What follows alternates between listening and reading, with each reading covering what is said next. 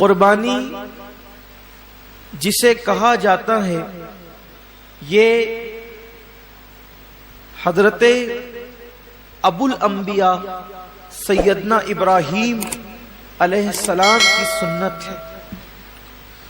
ویسے تو جب سے اللہ تعالیٰ نے حضرت انسان کو پیدا کیا ہے اسی دن سے قربانی کا سلسلہ ہے، اور یہ جو قربانی ہے گویا کہ یہ بندوں کا امتحان ہے، اللہ کی طرف سے بندوں کا امتحان ہے کہ بندہ جان، مال اور اولاد میں ان سے زیادہ پیار کرتا ہے یا مجھ سے زیادہ پیار کرتا ہے۔ یہ امتحان ہے اللہ کی طرف سے، آزمائش ہے۔ قربانی کے متعلق سوال ہوا جب اللہ کے رسول صلی اللہ علیہ وآلہ وسلم سے کہ یا رسول اللہ صلی اللہ علیہ وآلہ وسلم یہ قربانی کیا ہے، تو آقا کریم رؤوف الرحیم صلی اللہ علیہ وآلہ وسلم نے ارشاد فرمایا کہ یہ تمہارے باپ ابراہیم علیہ السلام کی سنت ہے، اور اس میں ہر بال کے بدلے میں اللہ تبارک و تعالیٰ تمہیں نیکی عطا فرماتا ہے، اور جب پہلا قطرہ خون کا زمین پہ گرتا ہے تو اللہ قربانی کرنے والے کے گناہوں کو معاف فرما دیتا ہے۔ یہ تو آپ سنتے ہیں، بار بار سنتے ہی رہتے ہیں، لیکن جو آیہ کریمہ قربانی کے موقع پہ پڑھی جاتی ہے، جو آیہ کریمہ قربانی کے موقع پڑھی جاتی ہے، اللہ اپنے حبیب سے فرماتے ہیں قل ان صلاتی ونسکی ومحیای ومماتی للہ رب العالمین۔ اے محبوب آپ فرما دیں کہ میری نماز، میری قربانیاں، حتیٰ کہ میرا جینا اور میرا مرنا سب اللہ کے لیے۔ اصل بات یہ آتی ہے اس دور میں کہ قربانی اللہ کے لیے ہونا چاہیے،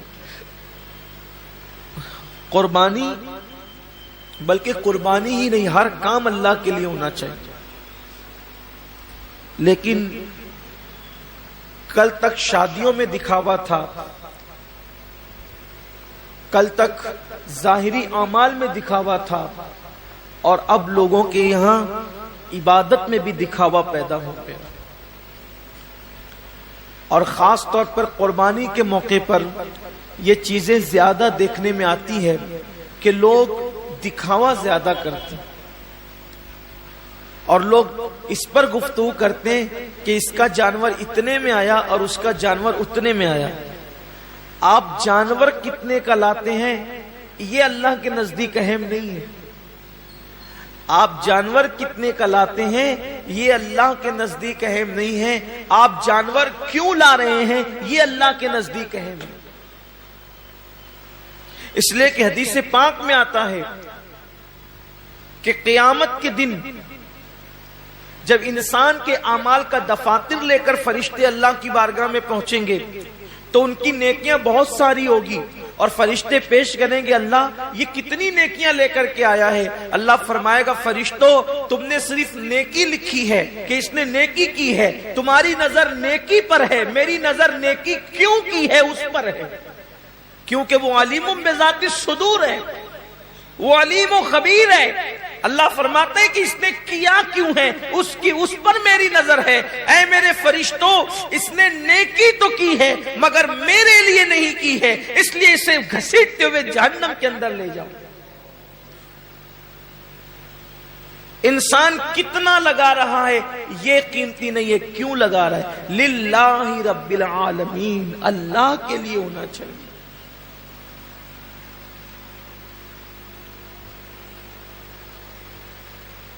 ایک مقام پر قرآن کہتا ہے کہ اللہ کے بارگاہ میں تمہارا خون اور گوشت نہیں پہنچتا قربانی کا۔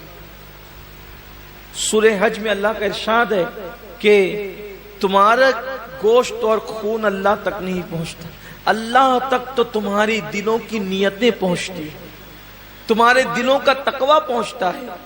میرے پیارے آقا صلی اللہ علیہ وسلم کے پیارے دیوانوں، آج کل قربانی الا ماشاءاللہ اس لیے بھی لوگ کرتے ہیں کہ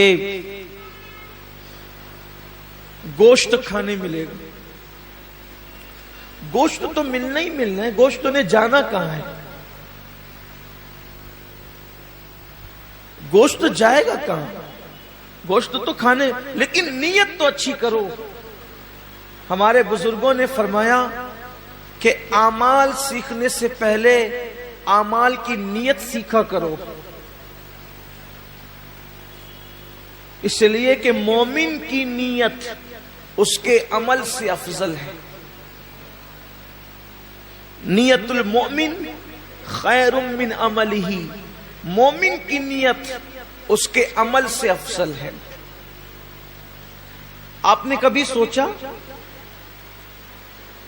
کہ ایک کافر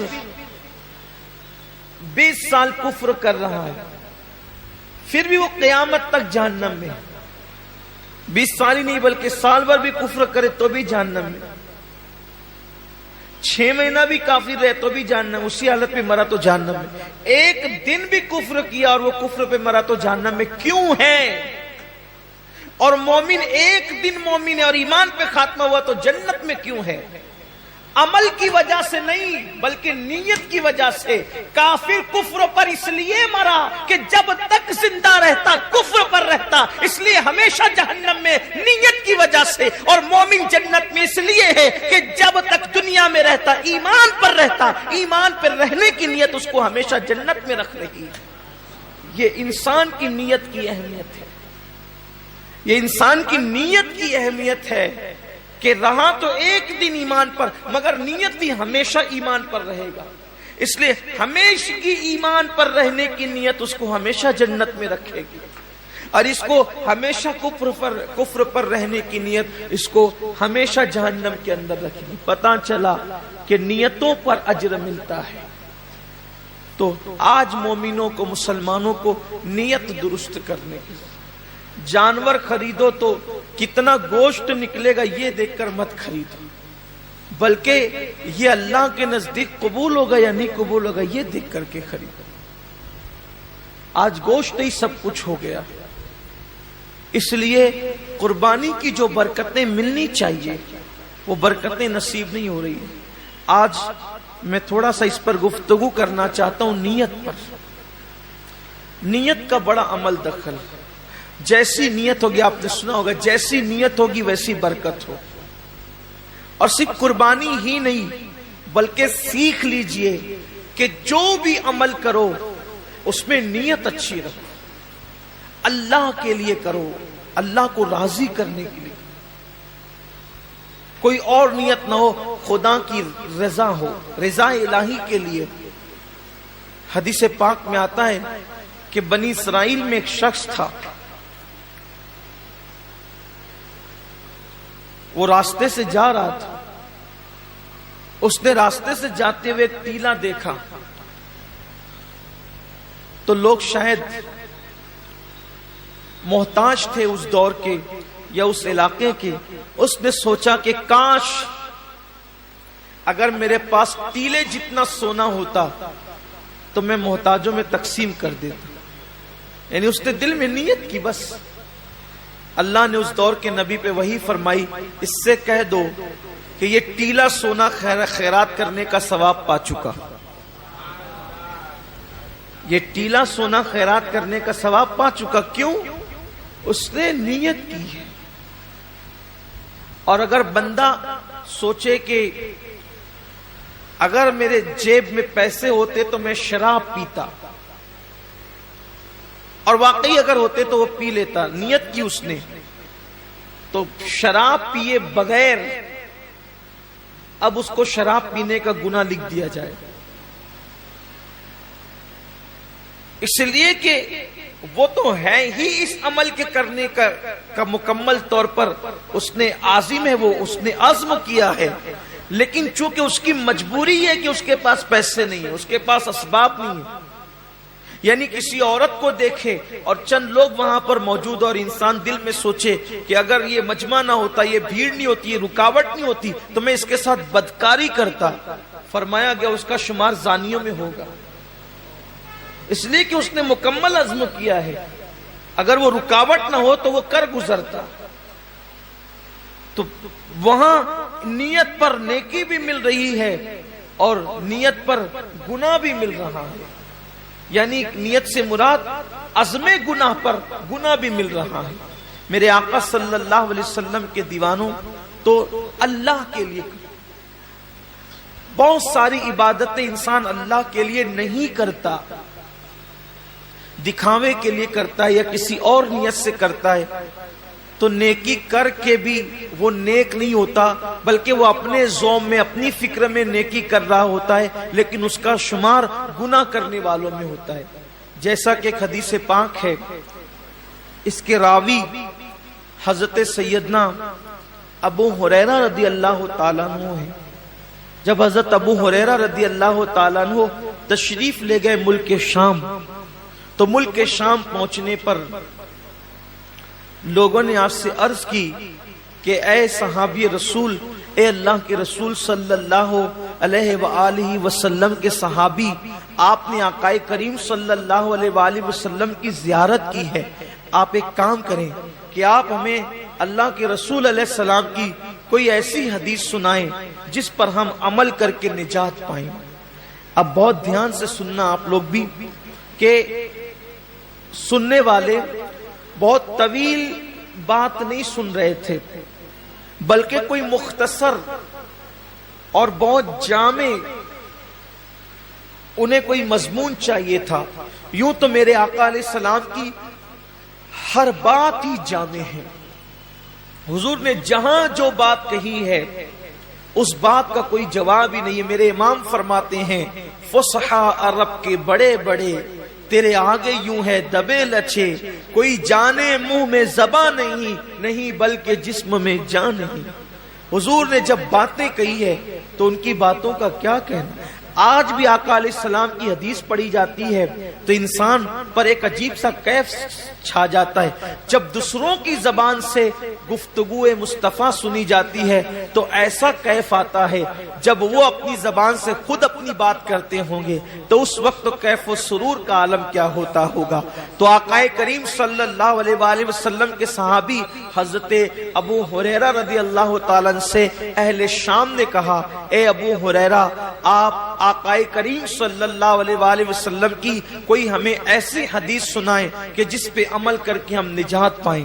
اب یعنی کہ سنا تو بہت تھا حضرت ابو ہریرہ نے، لیکن اب کوئی ایسی روایت اس میں سے نکالنا ہے جو مختصر بھی ہو اور لوگوں کے لیے راہ نجات بھی ہو۔ اللہ اکبر۔ سیدنا ابو ہریرہ گویا کہ اپنے حافظے پر جو ہے وہ زور دینے لگے کہ میرے پاس جو ذخیرہ حدیث کا میرے حافظے کے اندر ہے ان میں سے کوئی ایک ان کو سنانا ہے۔ لیکن روایتوں میں آتا ہے، راوی بیان کرتے ہیں کہ جیسے ہی حضرت سیدنا ابو ہریرہ رضی اللہ تعالیٰ عنہ کو وہ حدیث یاد آئی وہ جس کو بیان کرنا چاہتے تھے، حضرت ابو ہریرہ صرف حدیث کا مضمون یاد کر کے بے ہوش ہو کے زمین پہ گر جاتے ہیں۔ امام غزالی رحمت اللہ علیہ لکھتے ہیں کہ مضمون حدیث یاد کر کے حضرت ابو ہریرہ زمین پہ گر گئے۔ جب آپ کو ہوش آیا، لوگوں نے پوچھا، اے ابو ہریرہ کیا بات ہے؟ حضرت ابو ہریرہ فرماتے ہیں، جس حدیث کو سننے کی تم بات کرتے ہو اس کا مضمون میرے ذہن میں آیا تو اسی لیے مجھ پر غشی طاری ہو گئی۔ اور پھر اب حضرت سیدنا ابو ہریرہ رضی اللہ تبارک و تعالی عنہ حدیث بیان کرتے ہیں۔ حضرت ابو ہریرہ رضی اللہ تعالیٰ فرماتے ہیں، اے اہل شام، تم میرے نبی کا فرمان سننا چاہتے ہو تو سنو، قیامت کے دن کے بارے میں ہم سب کے آقا و مولا مصطفیٰ جان رحمت صلی اللہ علیہ وآلہ وسلم نے فرمایا کہ سب سے پہلے قیامت کے دن اللہ تعالیٰ 3 لوگوں کا حساب لے گا۔ قیامت کے دن سب سے پہلے کتنوں کا حساب ہوگا؟ 3 لوگوں کا۔ اور اللہ کے رسول علیہ السلام نے فرمایا کہ شہید، جو شہید ہوا تھا، یعنی جس نے جام شہادت نوش کیا تھا، شہادت سے بڑھ کر کوئی عمل ہو سکتا ہے؟ اس لیے کہ شہید وہ ہوتا ہے جس نے اپنی جان اللہ کے لیے ختم کر، یعنی جان ہی دے دی اس نے۔ شہید نے، قربانی میں تو ہم جانور کی گردن پہ چھری چلاتے ہیں، شہید نے تو اللہ کے لیے اپنی گردن پیش کر دی۔ شہید نے اپنی گردن پیش کر دی، سب سے پہلے شہید آئے گا اور اللہ تبارک و تعالیٰ اس شہید کو اپنی نعمتیں یاد دلائے گا، اور نعمتیں یاد دلا کر کے اللہ تعالیٰ جب اس کو اپنی نعمتیں یاد دلائے گا تو پوچھے گا اے میرے بندے، میں نے تجھے اتنی نعمتیں دی، اب بتا تو نے میرے لیے کیا کیا؟ شہید عرض کرے گا مولا تو جانتا ہے کہ تو نے مجھے نعمت دی تو میں نے تیرے لیے اپنی جان قربان کر دی، گلا کٹا دیا، گردن کٹا دیا اور میں شہید ہو گیا، میں نے جان دے دی تیرے لیے۔ اللہ فرمائے گا تو جھوٹا ہے، اللہ فرمائے گا تو جھوٹا ہے، تو نے اس لیے گردن نہیں کٹائی تھی کہ میں راضی ہو جاؤں، بلکہ تو نے اس لیے گردن کٹائی تھی تاکہ لوگ تجھے بہادر کہیں،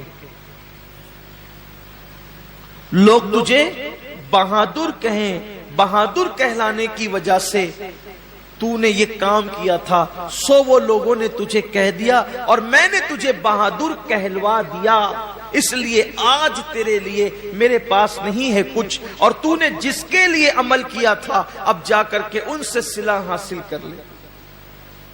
گھر کی فریج بھرنے والوں اور گھر کی فریج بھرنے کے لیے قربانی کرنے والوں، یا لوگوں کی جھوٹی شہرت کے لیے قربانی کرنے والوں، ذرا ہوش کے ناخون لو۔ یہاں تو جانور کی گردن پہ چھری ہے، وہاں تو اس نے اپنی گردن کٹائی۔ اللہ فرمائے گا تو جھوٹا ہے، بہادر کہلانے کے لیے شہید ہوا تھا، جس کے لیے تو نے یہ کام کیا تھا جا کے ان سے صلہ حاصل کر، آج تیرے لیے میرے پاس کچھ نہیں ہے۔ اور اللہ فرشتوں سے کہے گا اس بدبخت کو گھسیٹ کر کے جہنم میں لے جاؤ۔ میں یہ نہیں کہتا کہ قربانی کا گوشت گھر میں رکھنا جائز نہیں، پورا بھی رکھ سکتے ہو، لیکن اللہ کے لیے تو کوئی قربانی کرے۔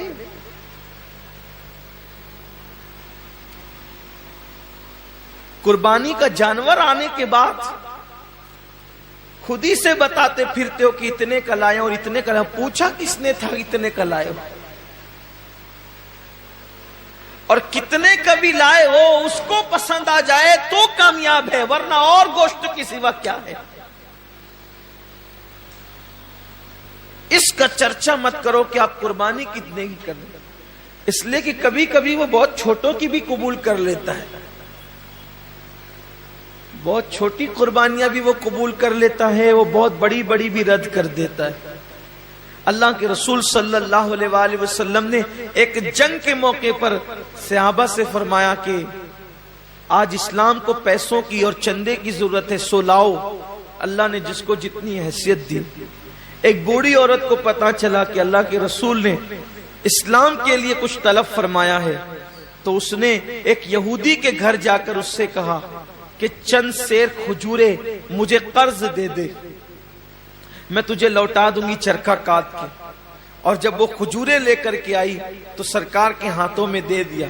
اللہ کے رسول نے فرمایا کہ جتنا یہ ڈھیر لگا ہے نا چندے کا، اس کی دو دو کھجوریں سارے ڈھیر پہ رکھ دو۔ کمیت میں زیادہ نہیں تھی وہ، یعنی کوانٹیٹی میں زیادہ نہیں تھی، بہت مختصر سی کھجوریں تھی، لیکن سب کے صدقے پر، سب کے چندے پر اس کا چندہ ملا کر کے رکھا گیا۔ پوچھا گیا یا رسول اللہ سب کا ایک ایک جگہ رکھا اور اس کا سب پر پھیلا دیا؟ حضور نے فرمایا اس بڑھیا کا اخلاص اتنا ہے کہ اس کے صدقے میں اللہ نے سب کا قبول کر لیا ہے۔ بات کوانٹیٹی کی نہیں ہے، کوالٹی کی، بات کوالٹی کی ہے۔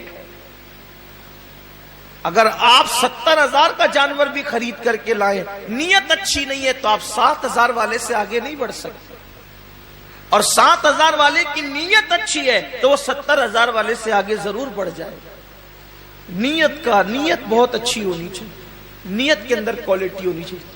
تو حضرت سیدنا ابو ہریرہ رضی اللہ تعالی عنہ فرماتے ہیں کہ وہ شہید ہوگا، شہادت کے بعد بھی اس کو جہنم میں لے جائے جائے۔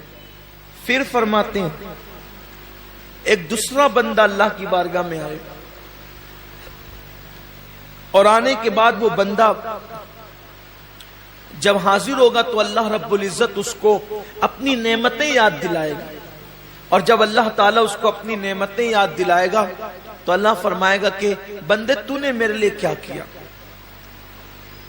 تو وہ جواب دے گا مولا میں نے علم حاصل کیا، علم پڑھا، اور علم سے میں نے خوب خدمت کی، تلاوت قرآن کی اور پڑھا پڑھایا، سب کچھ کیا، اپنا وقت دیا، وقت لگایا۔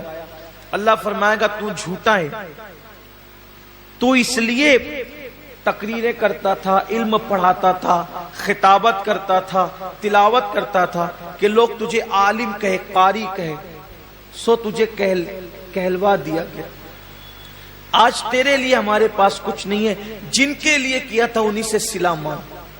اور اللہ فرمائے گا اس کو بھی منہ کے بل گھسیٹتے ہوئے جہنم میں لے جاؤ۔ یعنی جس نے علم پڑھایا تھا، رات رات بھر مطالعہ کیا تھا، دن بھر لوگوں کے درمیان جا کر کے علوم حاصل کیے تھے، علم حاصل کیا تھا، لوگوں کے پاس سیکھا بھی تھا، سکھایا بھی تھا، تلاوتیں بھی کی تھی، لیکن اس کو وہاں کوئی صلہ نہیں ملے گا، اس لیے کہ اللہ کی رضا نہیں تھی، نیت اچھی نہیں تھی۔ آج آپ دیکھیں کہ ہماری نیتیں کہاں تک مخلص ہیں، ہماری نیتوں میں کہاں تک اخلاص ہے۔ قرآن تو کہہ رہا ہے وَمَحْيَايَ وَمَمَاتِي لِلَّهِ رَبِّ الْعَالَمِينَ کہ جینا بھی اللہ کے لیے اور مرنا بھی اللہ کے لیے۔ یہاں تو چند تھوڑی بہت عبادت بھی اللہ کے لیے نہیں کر سکتے، بلکہ حد تو یہ ہے کہ لوگ جنازے میں بھی جاتے ہیں تو اللہ کے لیے نہیں جاتے، حد تو یہ ہے کہ لوگ الیاذ باللہ جمعہ کی نماز میں بھی آتے ہیں تو لوگ سوچتے ہیں کہ کچھ لوگ مجھے دیکھ لیں کہ میں بھی مسجد میں آیا۔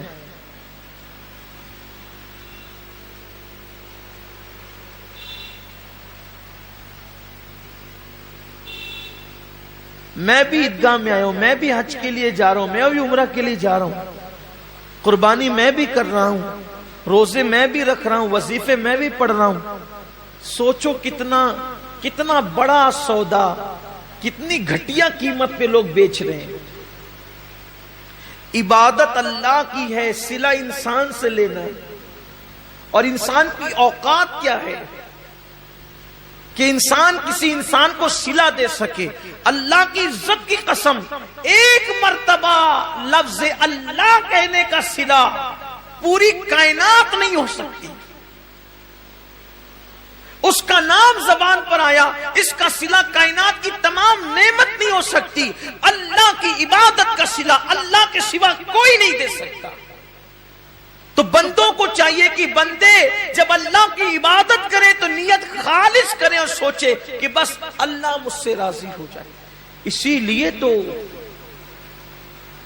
جنگ تبوک کے اندر جن صحابہ نے شرکت کی، جنگ تبوک کے اندر جو صحابہ شریک ہوئے تھے ان کو جیش الاسرت کہا جاتا ہے، تنگی والے فوجی۔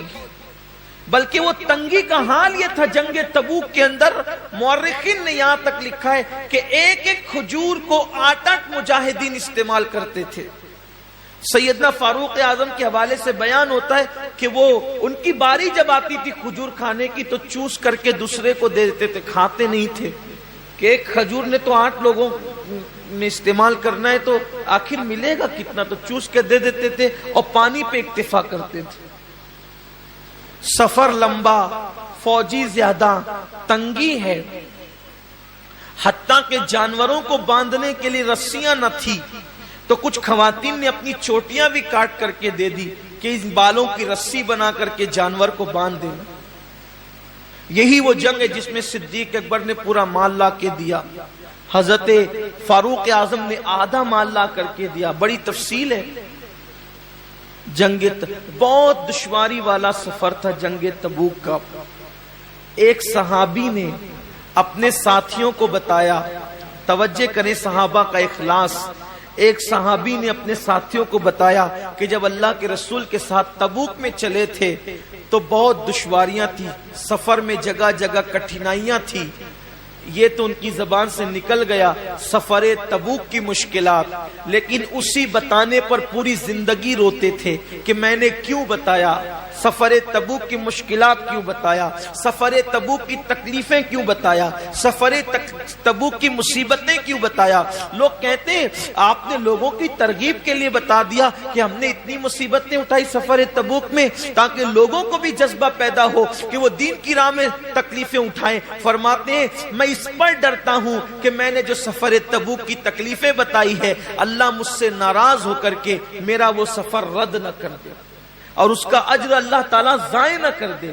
یہ ان کا اخلاص تھا، یعنی اللہ کی راہ میں وہ جو مصیبتیں اٹھاتے تھے اس کو بھی کسی سے بیان کرنے کو خلاف ادب تصور کرتے تھے۔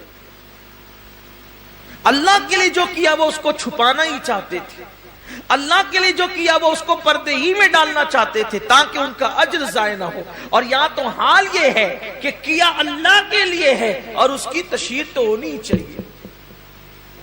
ابھی آپ دیکھیے گا کہ قربانیوں کے جانوروں کی تصویریں بھی واٹس ایپ پر آئے گی،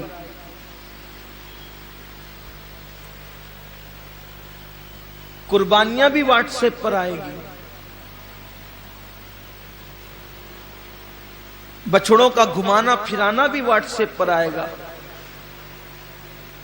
بکروں کی تشہیر بھی واٹس ایپ پر آئے گی۔ کیا فکر ہے لوگوں کی، کیا چاہتے ہیں لوگ؟ کیا اللہ کا دیا ہوا صلہ کم ہے جو بندوں سے صلہ چاہتے ہیں؟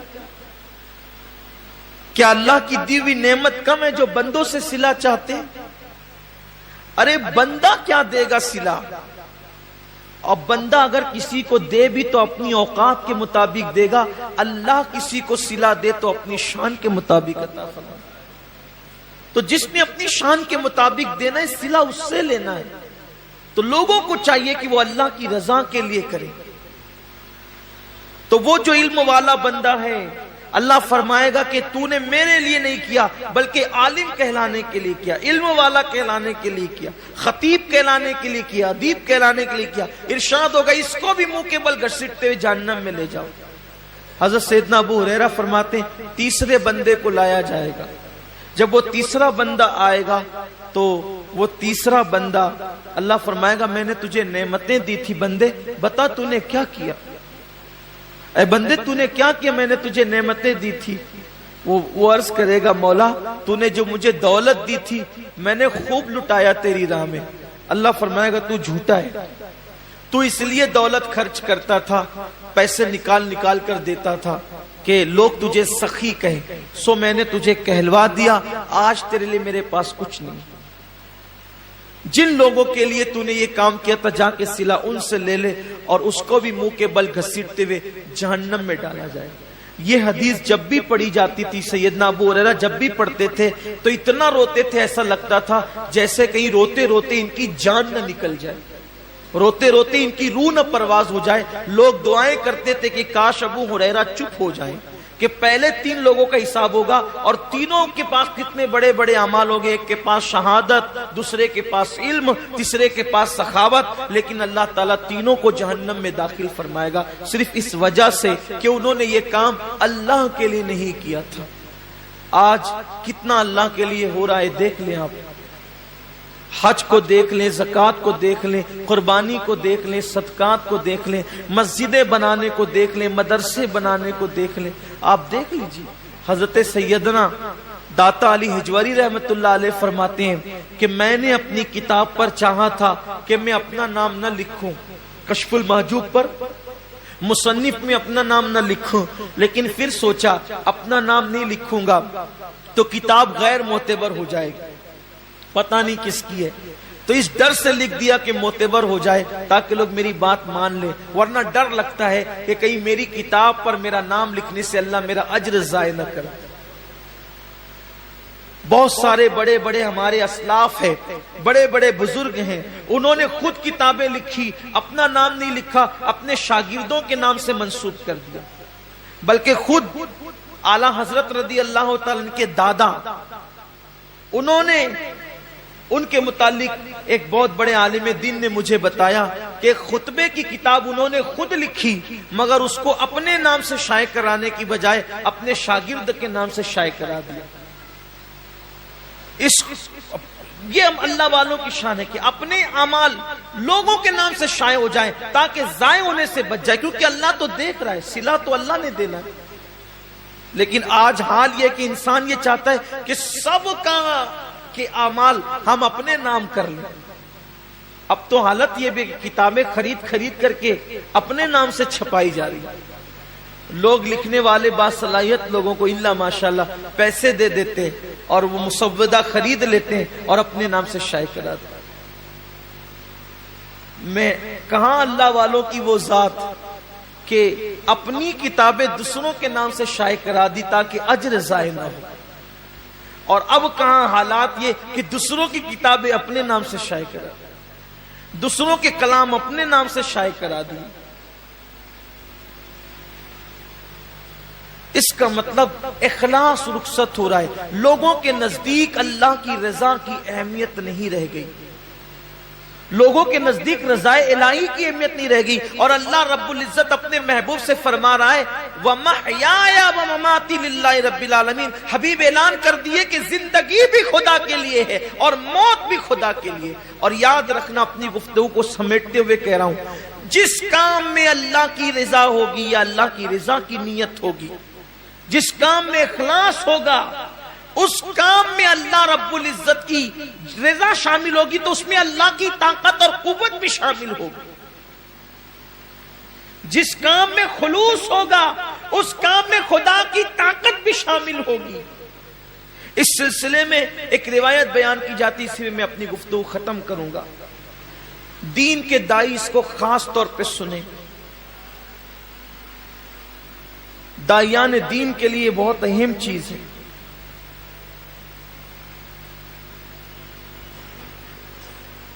حدیث پاک کا مفہوم ہے کہ بنی اسرائیل میں ایک عابد رہتا تھا، عبادت گزار۔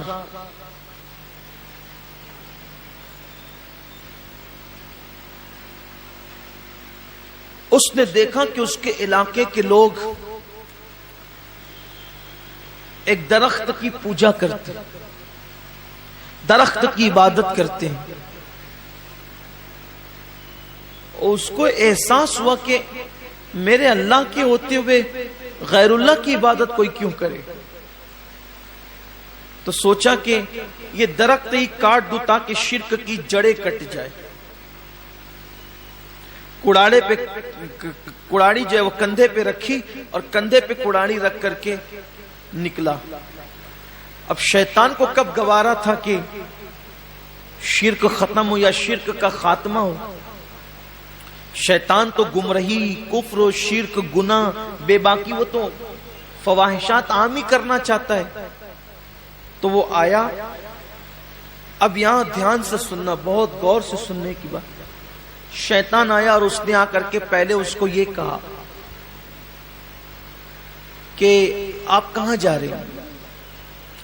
شیطان کی عادت ہے جیسا آدمی ویسی بات۔ آپ کہاں جا رہے ہیں؟ اس نے کہا یہ درخت ہے، لوگ اس کی عبادت کرتے ہیں، شرک کرتے ہیں، میں اس کو کاٹنے جا رہا ہوں تاکہ لوگوں کو شرک سے نجات مل جائے۔ اس نے کہا میں تجھے جانے نہیں دوں، اپنا اپنا کام کرو، جاؤ۔ اس نے کہا میں جاؤں گا۔ کہا کہ میں جانے نہیں دوں گا۔ اس نے کہا میں جاؤں گا۔ تو اگر تو جائے گا تو تیرے لیے ایک شرط ہے، اگر تجھے جانا ہے تو پہلے تجھے مجھ سے لڑنا پڑے گا، پھر میں تجھے جانے دوں گا۔ اب چونکہ اس کے اندر اخلاص بھرا تھا، حالانکہ شیطان سے لڑنا کوئی آسان کام نہیں، شیطان کے پاس اتنی طاقت ہے کہ وہ 2 انگلیوں میں انسان کو مسل سکتا ہے، کیونکہ وہ آگ سے بنا ہوا ہے نا، وہ آگ سے بنایا گیا، مسلے گا تو انسان مر ہی جائے گا۔ لیکن جہاں اللہ کی رضا ہوگی وہاں اللہ کی قوت بھی ہوگی، یہ خاص بات، اللہ کی طاقت بھی۔ بڑی معذرت کے ساتھ اگر آپ برا نہ مانے تو میں ایک بات کہوں، قربانیوں کے معاملے میں یہ جو کھینچا تانی مچی ہے نا ہندوستان میں، شاید اخلاص میں کمی آئی ہے تو یہ دن دیکھنے پڑے۔ میرا ایمان کہتا ہے کہ اگر یہ کام اللہ کے لیے ہوتا تو کسی کی ماں نے دودھ نہ پلایا تھا کہ یہ دن ہمیں دے، مگر ہم نے اللہ کے لیے کرنا جب چھوڑا اور ٹکیا اور کباب کے پیچھے پڑ گئے، پھر دنیا نے یہ دن، ہنسنے کی بات نہیں ہے یہ، اس لیے کہ جس کام میں رضا الہی ہو، میں یہ نہیں کہتا کہ سب کی نیت اس، اکثر کی جو ہے وہ میں بات اکثریت کی بات کر، اللہ کے کچھ بندے ہیں ایسے جنہیں آپ انگلیوں پہ گن سکتے ہیں۔ بلکہ اب تو میں لوگوں کو یہ بھی کہتے ہوئے سنو کہ یار گوشت ووشت اب آتا نہیں ہے تو اپنے گھر کے لیے اپنے خود ہی قربانی کریں، یعنی قربانی گھر کے لیے ہو رہی ہے، اللہ کے لیے نہیں ہو رہی۔ یہ ہم نے اپنے کانوں سے کہتے ہوئے سنا ہے کہ اب گوشت کوئی بانٹتا اٹھتا نہیں ہے تو ہم بھی اپنے گھر کے لیے کریں، یعنی نہیں آ رہا ہے نا گوشت تو خریدنے سے اچھا ہے کہ ہم بھی کچھ پیسے زیادہ ڈال کر کے ایک جانور ذبح کر لیں۔ یہ صورتحال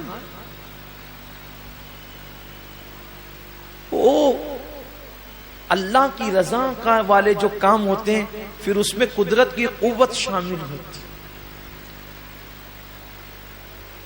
اگر آج بھی مسلمان توبہ کر کے مخلص ہو جائیں، مجھے اللہ کی ذات سے امید ہے، دیکھیں ابھی حالت بدلیں گے،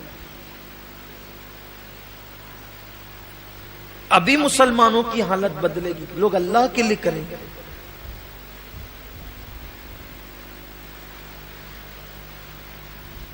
تو شیطان نے کہا کہ مجھ سے تجھے لڑنا پڑے گا تب تو جائے گا۔ اس نے کہا ٹھیک ہے میں لڑنے کے لیے تیار ہوں۔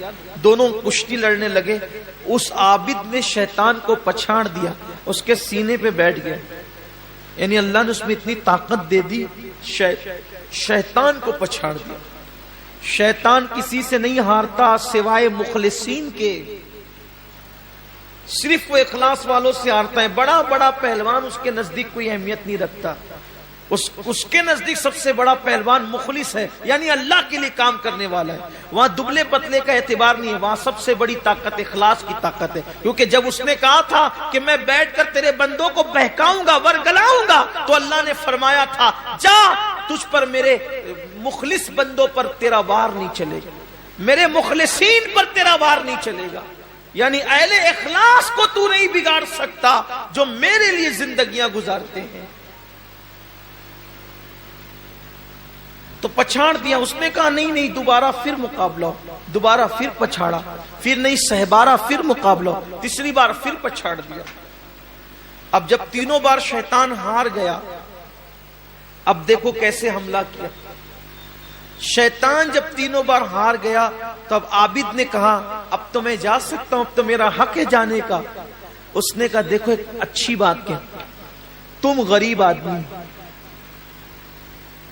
دن بھر پیسہ کماتے ہو، رات کو عبادت کرتے، اگر یہ کمانے کی محنت سے اور مصیبت سے آپ کو نجات مل جائے تو آپ دن بھر عبادت میں گزار سکتے ہو۔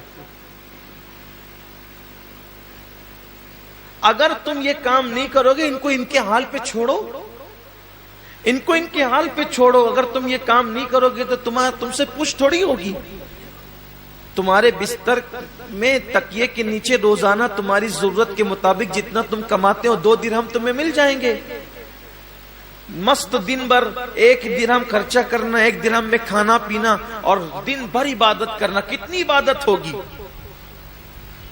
یا تو دن بھر کماتے ہو پھر رات میں تھوڑی سی عبادت کرتے ہو، یا تو دن بھر عبادت ہوگی، جاؤ واپس لوٹ جاؤ 2 درہم ملا کریں گے۔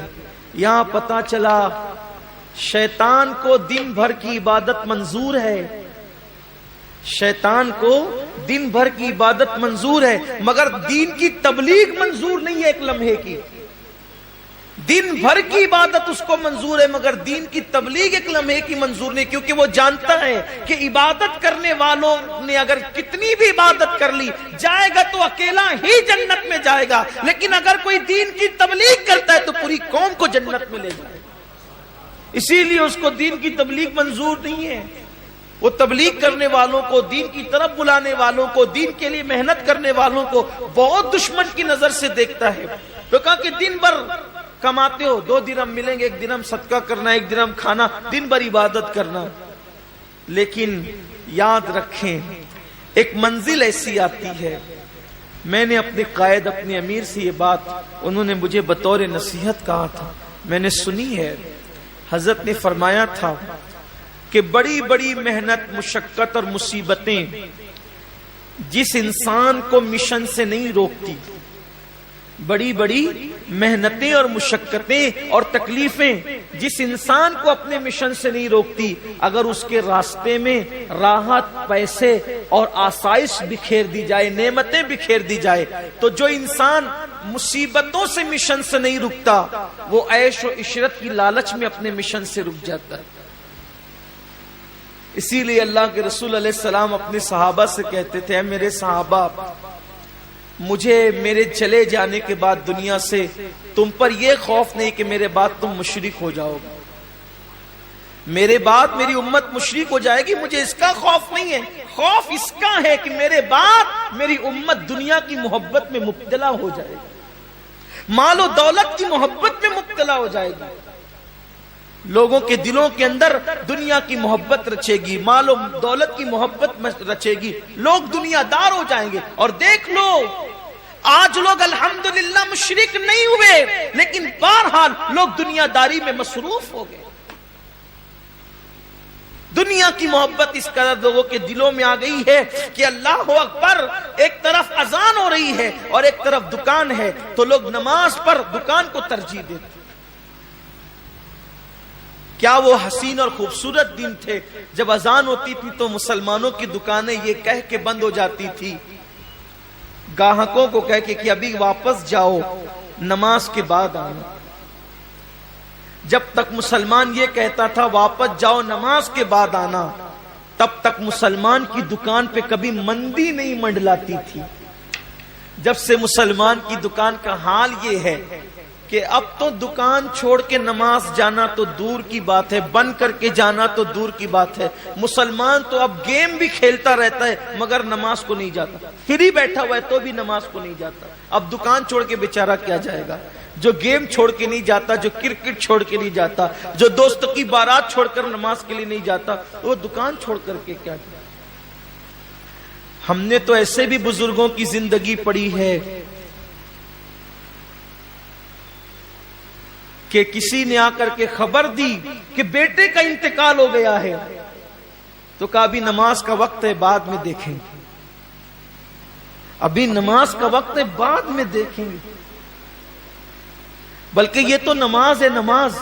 ایک بزرگ کے بیٹے کا انتقال ہو گیا اور آپ جا رہے تھے امام اعظم کی بارگاہ میں علم حاصل کرنے کے لیے، تو انہوں نے فرمایا کہ ابھی میں پڑھنے جا رہا ہوں، تم جا کر اس کو دفن کر. یہ بھی بزرگوں کی زندگی میں انہوں نے علم دین کو اتنی اہمیت دی، انہوں نے نمازوں کو اتنی اہمیت دی. یہاں تو حال یہ کہ اہمیت دین کو ہے ہی، دنیا ہی دنیا، دنیا ہی دنیا، دنیا ہی دنیا. بلکہ اب تو عبادت بھی کرتے ہیں دنیا کے لیے. نماز بھی لوگ اس لیے پڑھتے ہیں کہ نماز پڑھوں گا تو تھوڑا مالدار ہو جاؤں، حج کروں گا تو مالدار. بلکہ یہ بھی ہے کہ فلاں بزرگ کی فاتحہ کرنے سے مال ملتا ہے، مال زیادہ آتا ہے، تو اسی نیت سے لوگ. میں نے بہتوں کو دیکھا ہے 11ویں اس نیت سے کرتے ہیں کہ 11ویں کرنے والے جلدی مالدار ہوتے. واہ رے واہ، بڑے پیر کی 11ویں کو کتنا سستے میں بیچا تم نے. لوگ مجدد الف ثانی کے یہاں اس لیے جاتے، بلکہ حضرت مجدد صاحب کے یہاں وہ بھی جاتے ہیں جو اور جگہ کے لیے منع کرتے ہیں. اس لیے کہ مجدد صاحب کے مزار کی خصوصیت یہ ہے جو وہاں حاضری دیتا ہے وہ مالدار ہو جاتا ہے. اس مزار کی 2 خصوصیت ہے. مجدد الف ثانی کے مزار کی 2 خصوصیت ہے. عام انسان جاتا ہے تو مالدار ہو جاتا ہے. حافظ قرآن اگر وہاں جا کر ایک بار قرآن پڑھ لے، ساری زندگی پھر وہ کبھی قرآن نہیں بھول سکتا. مجدد صاحب کی مزار کی فضیلت یہ. اسی لیے بڑے بڑے بدعتیوں کو وہاں پر قرآن پڑھتے دیکھا گیا. 8-8 دن کے لیے آتے ہیں, 5-5 دن کے لیے آتے ہیں, پورا سناتے ہیں. ہم کہتے ہیں نادان, غلام کی فضیلت تو مان لی, جس نے وہاں سے نعمتیں پائی اس کو کیوں نہیں مانتا؟ بات یہ ہے, اس کو کیوں نہیں. لیکن میں یہ کہنا چاہتا ہوں 11ویں کی عظمت اپنی جگہ. لوگ ہر مہینہ غریب نواز کے یہاں جاتے ہیں, یہ غریب نواز نوازتے بہت جلدی, ہر چھٹی جاؤ تو بہت جلدی مال آتا ہے. میں کہتا ہوں جاؤ, ہر چھٹی نہیں بلکہ بار بار جاؤ, انگنت بار جاؤ, مگر نیتوں کا قبلہ درست کر لو.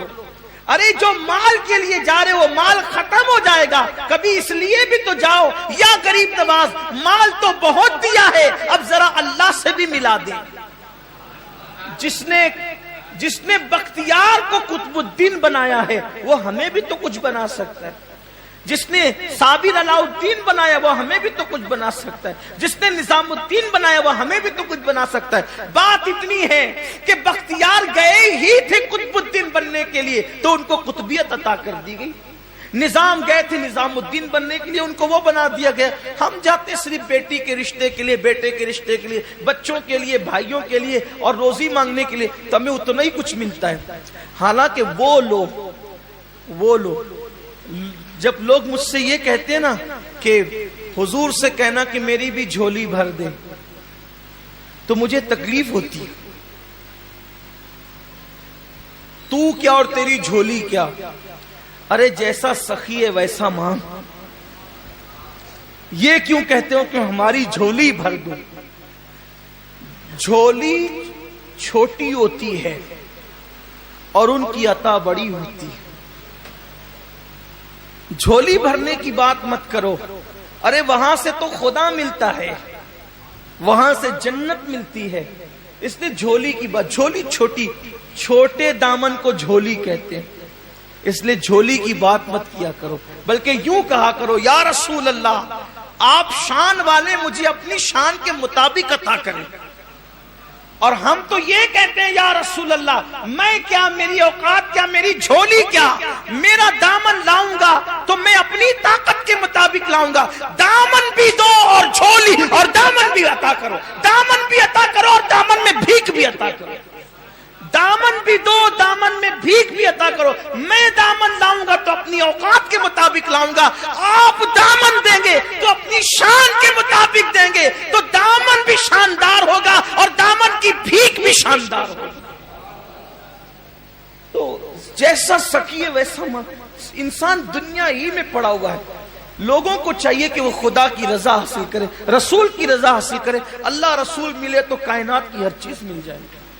یہ اللہ والے یہی تھے, یہ اتنے مخلص تھے کہ بس یہی چاہتے تھے. تو بات ختم کرنے لگا ہوں, دور نہ چلی جائے بات, کہ اس عابد سے کہا کہ 2 سکے تمہیں ملا کریں گے, دن بھر عبادت کرنا, 1 درہم صدقہ کرنا. اس نے سوچا یار یہ بات تو اچھی کہتا ہے, پہچانا نہیں کون ہے, بات تو اچھی کہتا ہے. یعنی کہ شیطان کی عادت ہے توڑی پانی کرنا.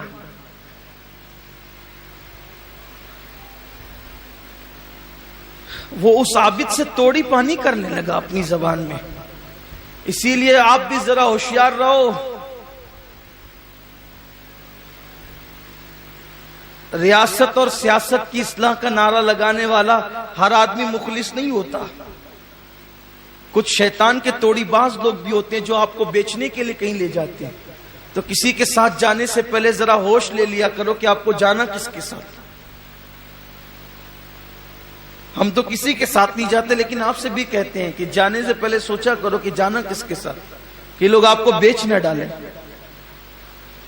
اس لیے کہ شیطان جب عبادت خرید سکتا ہے تو آپ کون ہیں اور ہم کون ہیں.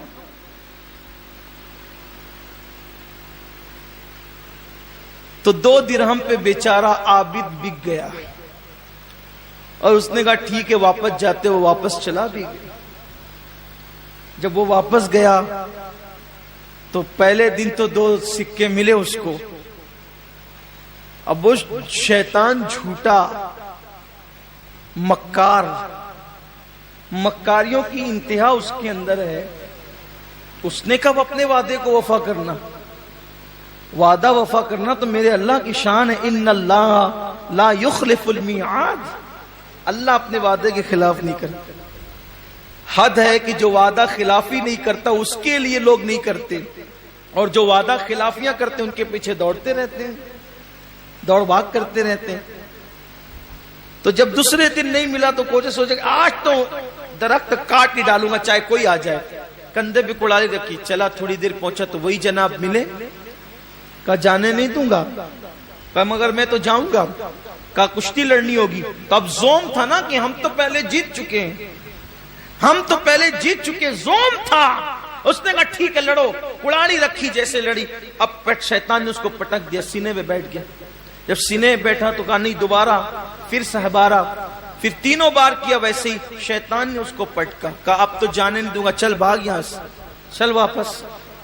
اس نے کہا جاتا ہوں لیکن بتائیے جناب آپ ہے کون. اور پہلی بار جیتا اور دوسرے دن میں ہار گیا. 2 دن پہلے تو میں جیتا تھا آپ سے, ابھی ہار کیسے گیا. تب شیطان نے جواب دیا کہ مجھے شیطان کہتے ہیں, اور پہلی بار جیتے تھے نا اس کی وجہ یہ تھی, پہلی بار آپ نکلے تھے اللہ کے لیے اور دوسری بار نکلے تھے آپ پیسے کے لیے. جب اللہ کے لیے نکلے تھے تو آپ جیت گئے تھے, پیسوں کے لیے نکلے تو آپ ہار گئے. تو اللہ کے لیے کی اہمیت ہے. مسلمانوں کو چاہیے قربانی اللہ کے لیے کریں.